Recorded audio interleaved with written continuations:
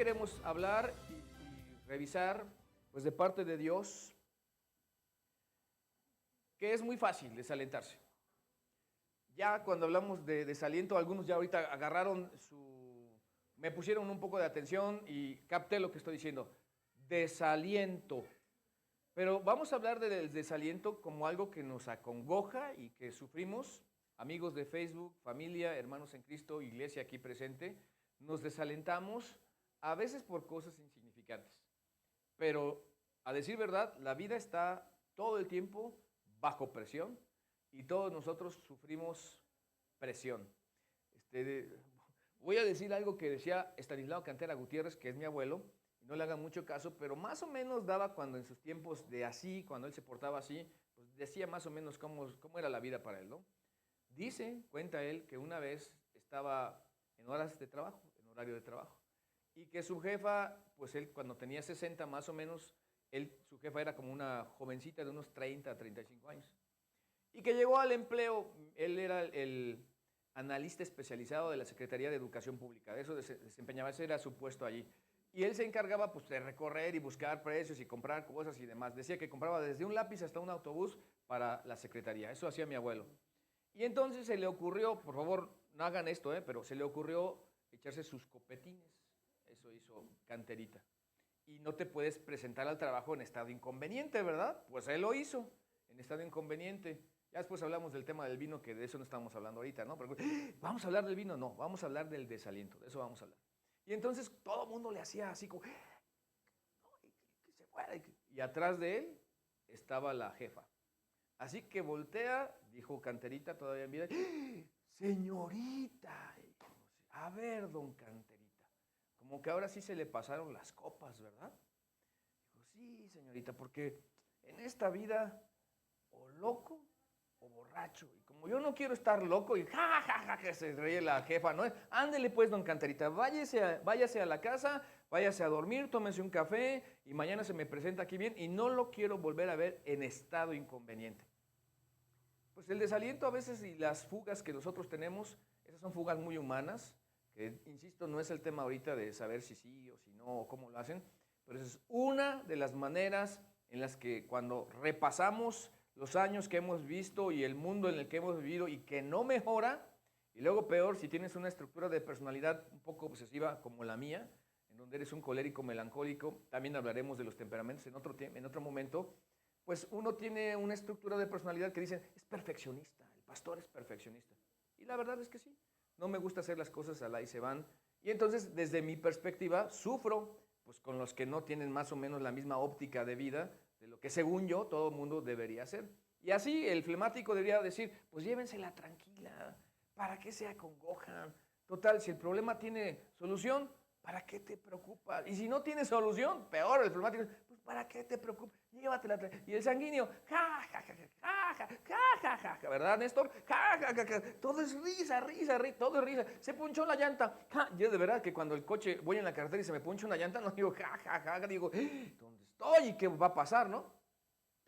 Somos personas. Pero el punto es, como tales, diferentes, todos nos desalentamos. Y esta no es la excepción para Moisés. Aquí en el Salmo 90, amigos de Facebook, si tienen una Biblia ya a la mano, no es requisito para estar aquí y tenerla, pero miren, vamos a poner ahí en la pantalla lo que Moisés oró cuando estaba en el desierto, y lo más probable es que Moisés en este punto tiene 80 años. 40 como príncipe en Egipto, y otros 40 tuvo que pasar y estar en el desierto, porque resulta que como tenía un buen carácter, era más o menos un colérico melancólico, en algún momento se indignó que mató, no estoy diciendo que esté bien otra vez, a un egipcio que maltrataba, cuando Moisés ya sabía, a uno de sus parientes o de la misma raza o nación, mejor de la misma nación, de los israelíes. Así que se tiene que ir a Egipto, se tiene que ir de Egipto, perdón, al desierto. Y ahí Dios lo está preparando y moldeando su carácter, y ahí, en medio de eso, de todo lo que va a vivir y la experiencia que ya tiene, y luego ahora con unos cuantos años más, porque va a salir de 40 años de estar en el desierto, preparándolo Dios para encontrarse una vez más con su pueblo y lograr, ¿ya vieron la película del Príncipe de Egipto? Sí, ¿verdad? Lograr sacar a su pueblo y e ir a la tierra prometida, pero resulta que se van a quedar varados en el desierto. Se van a quedar dando vueltas y vueltas. En una semana podían pasar de donde estaban, Egipto, y subir hasta la tierra prometida, caminando, en una semana. Pero comenzaron a dar vueltas y vueltas en Cades Barnea, así se llama el lugar, porque fueron rebeldes. Así que tal vez tiene 100 años Moisés aquí. Tal vez tiene 110 cuando está escribiendo este salmo. Y le dice a Dios, Señor, y después de toda la recapitulación que les he hecho de la historia, dice, tú nos has sido refugio de generación en generación.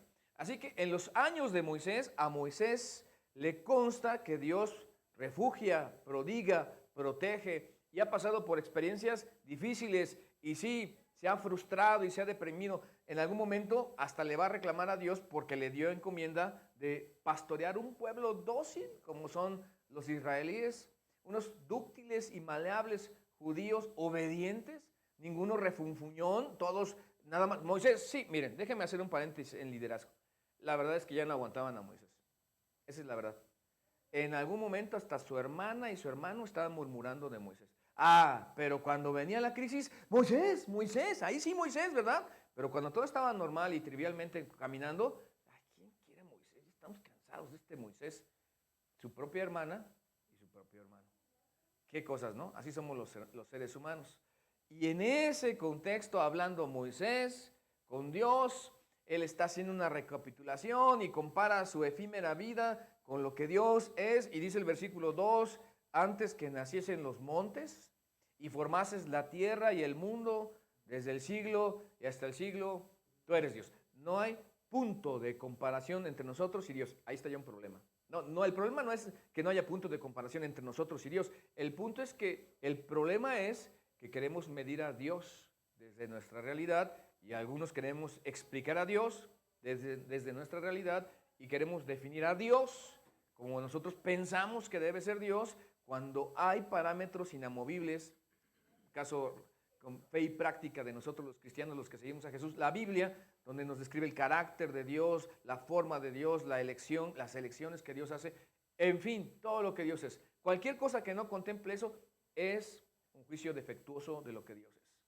Por eso Moisés dice, estoy consciente, no soy nada comparado contigo, a pesar de que fui príncipe, que he estado en el desierto y ahora estoy lidiando con tu pueblo, pero eso me da alivio, porque pensar que Dios es nuestro santuario, es lo que está diciendo Moisés, tú has sido nuestro refugio de generación en generación, tú eres donde habitamos, donde nos movemos, eso es mi sostén y mi estabilidad, eso mitiga un poco la frustración, el temor y todo lo que como seres humanos tenemos. O sea, Moisés sí tenía de dónde agarrarse. Moisés sí tenía en quién confiar. Moisés había tenido pruebas de este Dios en quien confiaba, que de alguna manera especial, en esos tiempos cuando Dios lo hacía así, se le manifestó. Y lo eligió no por ser el más apto para el trabajo, porque de hecho Moisés era tartamudo y entonces recibe a Aarón por boca para que hable delante de Faraón y le da una vara para que le muestre su autoridad y un etcétera ahí de por medio. Pero Moisés está dándonos ejemplo de lo que nosotros podíamos avanzar en nuestra propia relación con Dios, pero no cometamos el error de suponer que Dios tiene las mismas limitaciones que nosotros. Así que no pensemos de Dios como que se desanima, como que se desalienta como nosotros, aunque sí la Biblia hace de que, y se enojó Dios. Ese es un enojo diferente que se oye contradictor, pero es un enojo santo, o sea, sin pecado y con propósito. Y entonces Dios no se arrepiente como los hombres, pero cuando se enoja por nuestro pecado, Él entonces va a traer un juicio sobre nosotros y si yo cambio, entre paréntesis, me arrepiento, entonces Dios hoy me trata de manera diferente, de manera que Dios es consecuente con su carácter. Él no es como los seres humanos, que somos caprichosos, tendenciosos, que todo que tenga que ver con isoflavonas, dicen, ¿qué son de las isoflavonas? Son los, a ver, ya se me fue lo que iba a decir, son las hormonas femeninas a partir de la soya, ¿no? Para estabilizar. Entonces, me faltaron las isoflavonas, o le sobraron, perdón, las isoflavonas. Algunos ya están riendo aquí de lo que estoy diciendo, ¿verdad? No es de capricho lo que Dios hace. No es de capricho. También los hombres tienen variantes, sí, con la testosterona. Es una realidad. ¿Estás de malas a veces? Tiene que ver con no comer. Hombres tienen que ver con no comer. y no sabes ni por qué estás de malas. Tiene que ver en función metabólica. Aquí tenemos 2 nutriólogos y los de las ciencias de la salud que saben perfectamente bien que somos seres tripartitos, espíritu, alma y cuerpo, y por lo tanto eso afecta nuestra forma espiritual, emotiva, anímica, intangible de todos nosotros. Así que suponer que Dios tiene esas mismas variantes de efectos y demás, ya estamos equivocados. Y en alguna manera, todos, como Moisés, en su momento dudamos de Dios. Y todos como Moisés estuvimos en alguna manera cansados de la vida. Déjeme subirlo de nivel. Fastidiados. Y no solo de la vida, a veces hasta de los que nos rodean. Fastidiados pero esa inconsistencia, pero Dios, ¿por qué barritan los elefantes? ¿Por qué están barritando? O sea, déjalo, o sea, dale chance, dirían los chavos, ¿no? O sea, ¿por qué trinan los pájaros? Si estás enojado, todos tienen que estar enojados, ¿no? De alguna manera, si alguien está diciendo aquí, no sé si están hablando de mí mismo, pero pues están asentiendo. En todo estoy, colérico, melancólico. Así que no podemos ver a Dios como a nosotros, pero sí entender que nosotros necesitamos crecer y ser sabios para que nuestra vida cuente y no se vaya por el dren al basurero. Porque todos nuestros días declinan.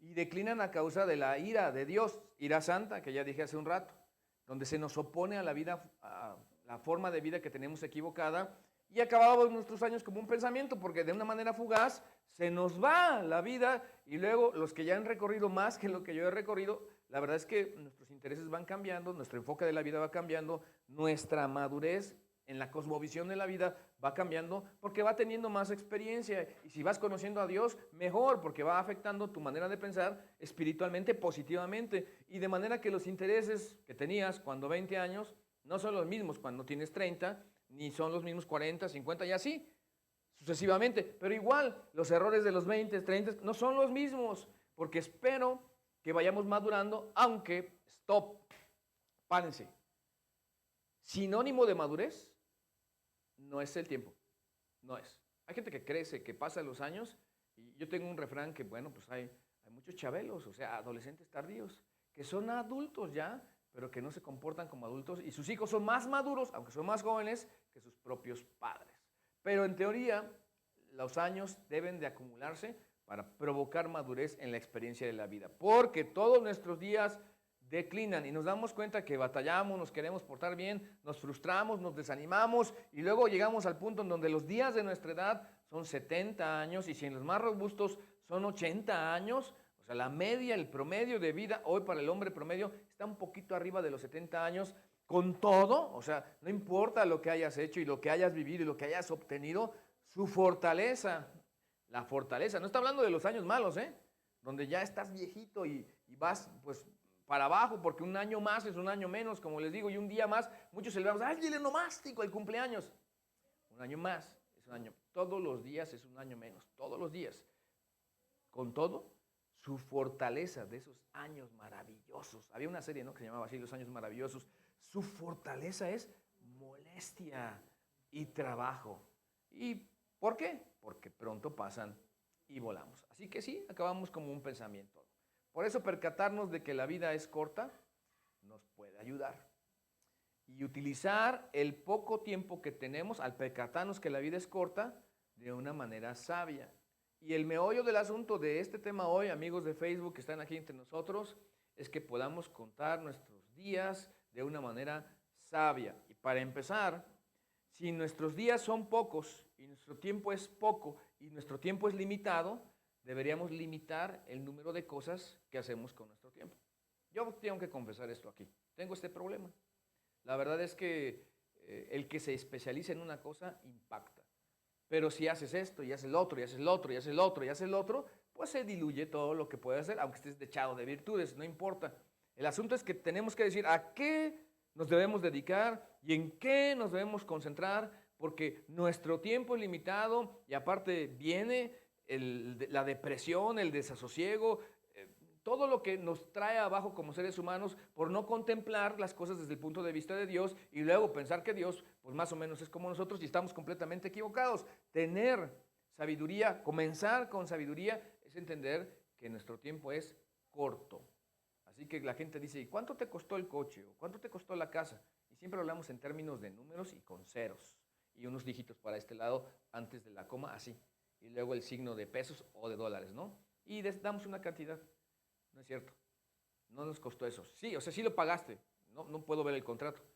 Pero ¿cuántos años te tomó pagarlo? ¿5? ¿7? ¿La casa? ¿20? ¿30? Eso te costó. Te costó 30 años de tu vida. Te costó 20 años de tu vida. Te costó 7 años de tu vida el coche. Así que los chavos, en 7 años, ahí me la llevo. Es que lo que importa es que debemos utilizar nuestro tiempo bien, porque nuestros años son cortos y se van rápido. Por eso la petición, enséñanos de tal modo a contar nuestros días que traigamos al corazón. Contar, todos los días.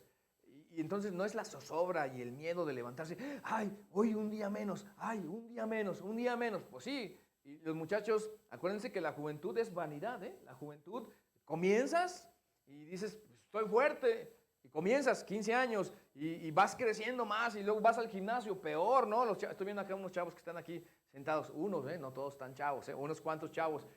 Y la juventud, ¿qué es eso de la vanidad? No tienes conciencia, no quiero ofender a nadie aquí, no le vayas a pagar, no vayas a detener ahí la transmisión de Facebook. No tienes conciencia de lo que es realmente la vida. A plenitud no. ¿Puede haber algo de juicios? Sí. Imagínense de su servidor cuando tenía 13 años decían, oh, pero qué sensato es Víctor. Un niño de 13 años que no les voy a contar todos los errores que he cometido, pero la verdad eso de sensato pues está muy lejos del asunto, ¿no? Qué sensato, ¿no? Chavos, aquí presentes, la juventud es vanidad, o sea, déjense guiar, refúgiense en su casa, sobre todo teman a Dios y hagan una vida espiritual consistente, porque sus días, aunque ahora jóvenes, rápido se van a ir. Enséñanos a contar los días. Así que, entre paréntesis, qué bueno que lo preguntan. Bueno, nadie está preguntando nada aquí, pero no se vayan de pinta. Si vas a la escuela, ve a la escuela. Si vas a estudiar, no estés ahí en Facebook. O sea, dale a la escuela y luego dale un rato al Facebook, porque eso es contar nuestros días con sabiduría. Vas a trabajar, varón, órale, a trabajar. Y no, es que hoy no quiero ir. Ve, trabaja, suda un poco, luego regresa a tu casa y que tu esposa te reciba bien. Y le dices que yo dije eso. A ver si me hacen caso, ¿verdad? Que traigamos al corazón sabiduría. Miren, pero sigamos. Lo que sería traer sabiduría tendría que ver con orar. Y orar porque Dios nos dé alegría. No, ojalá y que oremos con alegría también o que tengamos alegría. Pero si regresamos a la historia de Moisés y que estamos aquí tomándola porque Él nos dice a partir del ejemplo que tiene y la vida que ha llevado y su propia depresión y su forma de desanimarse de la vida, estaba en medio del desierto lidiando con un pueblo rebelde y estaban enfrentando todo tipo de necesidad y estaban aprendiendo a depender de Dios y les está diciendo, Señor, queremos orar para que nos des alegría. Y todos los días está muriendo la gente y todos los días tenemos gente que se está quejando y todos los días tenemos gente que está teniendo problemas. ¿Se parece a la vida de hoy? Todos los días alguien no llegó con el maná, no lo tenían que guardar, pero déjenme decirlo así, todos los días en la mañana tenían que ir y buscar la satisfacción de su ser físicamente, que simbolizaba tener la satisfacción de su ser espiritualmente, porque maná es el pan que descendió del cielo y tenían que hacerlo diariamente y no podían guardar, enseñándonos que hay mucha gente que aquilata, tesora, guarda, ¿para qué? Y luego, no es que le voy a dejar a mis hijos, pues ni sabemos si vamos a estar todos aquí algún día, pero imagínense el hecho de poder decir, quiero tener satisfacción en Dios. Eso es orar por alegría, aunque tengas, aunque no tengas, aunque haya enfermedad, aunque tu novia te dejó, chavo o chava, ay, ya me muero, pues sí, a lo mejor te vas a morir por unos 3 meses, pero luego se te va a pasar, la verdad, eso es lo que va a pasar, se te va a pasar. El punto es que poder orar por alegría es reconocer que Dios cambia la realidad de nuestras vidas, cual sea esta. Y lo emproblemada que está esta, no importa. Dios finalmente, como cristianos, tenemos promesas grandes y luego podemos recordar que aunque esta leve tribulación momentánea, que es una leve tribulación momentánea en la que enfrentamos, produce en nosotros un cada vez más excelente y eterno peso de gloria.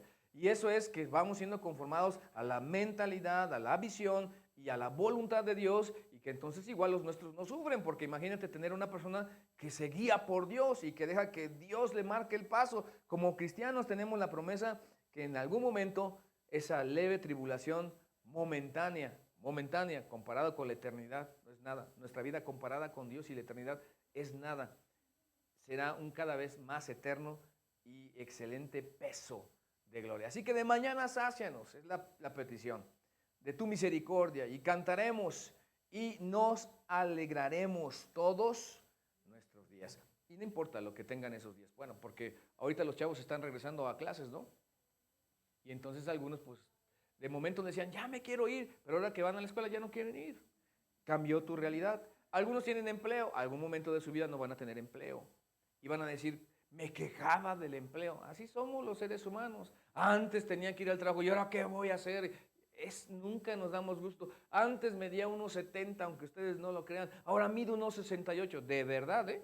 Eso es de verdad. Cuando vas creciendo llega un tope y luego vas para abajo. Inevitablemente. Así que nuestra realidad y el contentamiento tiene que ver con el pedirle hoy a Dios lo que Él quiere que vivamos y que estemos contentos con lo que nos ha dado, y que en ese sentido podamos ahuyentar toda la frustración y toda la desesperación, todo lo que como seres humanos experimentamos a nivel emocional, porque esto no es lo que debería de ser. Así que revisamos los años, vemos este mundo y que no avanza, y ¿por qué no decimos mejor? El mundo no avanza, pero ¿qué tal si yo avanzo? ¿Y qué tal si yo cambio? Alégranos conforme a los días que nos afligiste. Esa es la petición. Allá está el mundo, no lo puedo cambiar, pero a mí, alégrame Dios. Y los años en los que vimos mal, porque todo eso visto desde el punto de vista del lado positivo del fracaso, que es lo que acaba, hasta hay un libro que escribió John Maxwell de eso, el lado positivo del fracaso, todo eso nos enseña, y si lo ponemos en el lugar que debe de estar, pues nos va a permitir vivir más y mejor. Así que la continua protección soberana de nuestro Dios, pues sobre su pueblo frente a los siempre presentes peligros y terrores que rodean a la humanidad, es una realidad.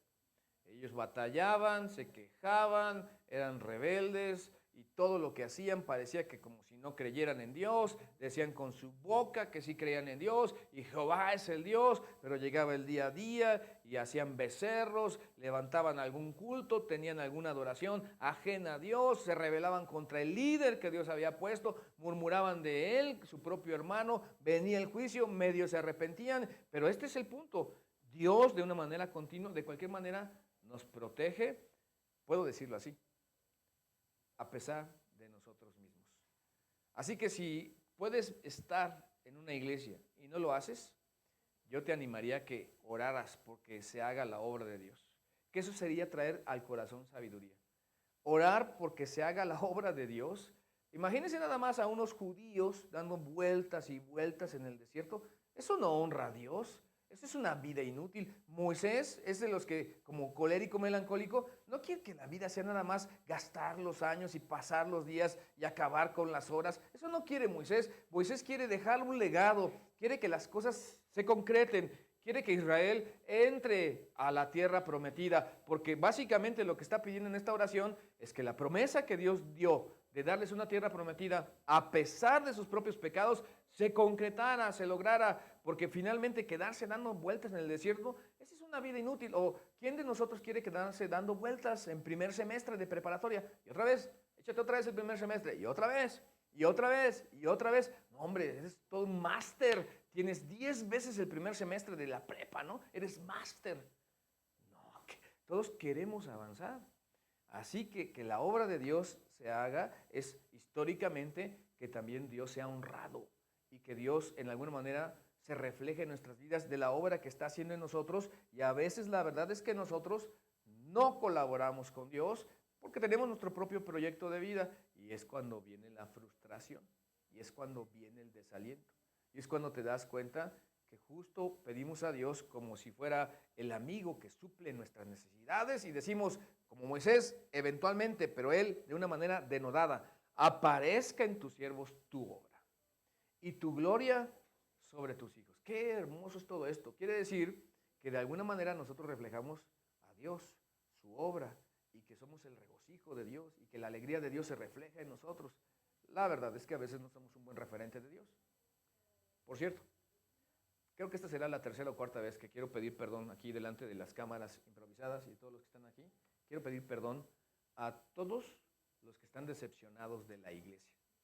Puede que estés decepcionado de la iglesia y hasta peleado con la iglesia por el mal ejemplo que nosotros los seguidores de Jesús hemos dado de Jesús y de Cristo. Y como le hemos dicho antes, Dios no tiene la culpa de eso. Y puede que tú no estés enemistado con Dios y que digas, tu obra, Dios, pero la verdad es que nosotros los cristianos hemos echado a perder la obra de Dios y hemos dado mal testimonio en muchas partes. Por eso te quiero pedir perdón a ti que nos estás viendo aquí y ojalá que los que somos de iglesia y seguimos a Jesús, esto taladre en nuestro corazón y revisemos nuestras actitudes, revisemos nuestra obediencia, revisemos nuestras motivaciones y revisemos dónde está nuestro corazón, porque tú puedes dar sin amar, pero no puedes amar sin dar. Y si amas a Dios, la pregunta sería, ¿qué le estás dando a Dios? No hablo de diezmos y ofrendas, Ahorita estoy mencionando diezmos y ofrendas, pero estoy hablando más bien de una verdadera entrega a Dios, generosa entrega a Dios, una manera completamente de Dios en nosotros, de nuestras vidas. Tu obra, Dios, nosotros somos la obra de Dios. Así que, por último, podríamos decir, algunos días se pusieron contentos cuando dije, por último, ¿verdad? Ora por la bendición de Dios sobre el trabajo del hombre. Y esto no es otra cosa. ¿Qué podría significar orar por el trabajo o la bendición de Dios sobre el trabajo del hombre? Que tu vida no se desperdicie, que mi vida no se desperdicie, que no pasen los años sin hacer algo. Si eres melancólico, cuando te das cuenta de que algunos años lo has desperdiciado, el melancólico es todo o nada, ¿no? ¿Te ama mucho o te odia? O se relaciona contigo o no es voluble el melancólico, y consta que yo soy también melancólico, ¿no? Es de extremo a extremo, de norte a sur, diametralmente opuesto. Es altruista, te puede regalar todo, pero a la vez si le quitas algo, se la debes, es vengativo. Eso es un melancólico, y podemos hablar de otras características, ¿no? Pero finalmente, que nosotros como seres humanos no se eche a perder nuestra vida, es justo que no se desperdicie nuestra vida, justo que nuestra vida produzca, justo es que el hecho de trascender y dejar un legado es que la obra de Dios, orar por la bendición de Dios sobre el trabajo del hombre, significa que no se desperdicie lo que somos y que finalmente lo que hagamos, como Jesús mismo dijo, trascienda, porque hay varios tipos de edificadores. Hay quien está construyendo sobre la arena, hay quienes están construyendo sobre la roca, hay quienes están construyendo una vida sólida en Dios. Hay quienes están construyendo porque están construyendo. Pero luego vendrán las pruebas de la vida en los dos constructores de Mateo 7 y probará cuál es el cimiento de lo que estamos haciendo. Así que Dios quiere que nuestra vida no se pierda y que cuente y por supuesto que conquiste, sea la luz de Jehová nuestro Dios sobre nosotros y la obra de nuestras manos confirma sobre nosotros. Sí, la obra de nuestras manos confirma. Así que Dios sí quiere que tu vida trascienda. Dios no quiere que nos la vivamos deprimidos o en alguna manera enojados con la vida. Todos hemos estado allí. Sí, si te lo preguntaste, hasta tu servidor. Es que los pastores nunca, soy pastor también. Es completamente mentira. No es verdad, no somos hombres perfectos. También todo el tiempo batallamos, a veces con nosotros mismos y por supuesto con todo lo que se agolpa, como dijo el apóstol Pablo, sobre mí y de todos los hermanos y de todas las iglesias. Eso pasa con el que es pastor en verdad. El que no es pastor, pues bueno, quién sabe qué pasará con su vida. Pero Dios quiere que nuestra vida sea justo, una vida libre, una vida llena, una vida plena, una vida de gozo, de alegría. Y ojo, no significa ausencia de problemas, ni ausencia de limitantes, ni ausencia de estorbos alrededor. No significa eso. Así que si alguien necesita este mensaje en esta noche, por supuesto que comienza con nosotros mismos. El favor y la protección de Dios son el único reposo y consuelo seguro del alma en este mundo vil. ¿Hay cosas bonitas? Sí, pero en carácter intrínseco, de fondo, está ahí. La maldad, de una u otra manera, siempre aflora y claro que nos desgasta. Así que como Moisés, aprendamos a contar nuestros días de manera que traigamos al corazón sabiduría, comparando la eternidad de Dios con nuestras limitadas personas y veamos la trascendencia de Dios, no solo en los 120 años que Dios le dio, en el caso de Moisés para liderar un grupo o su pueblo, sino las mismas o los mismos retos y desafíos que nosotros tenemos, porque lo podemos decir así, hoy atrapados muchos en una existencia sin significado, podemos nosotros pensar que pudiéramos estar allí nosotros, pero ¿qué es la vida? La vida no es un sueño, la vida no es vano en Jesús. En Jesús la vida es un reto y es un desafío. La vida con Cristo es toda una experiencia y un tremendo viaje. Eso es la vida en Jesucristo.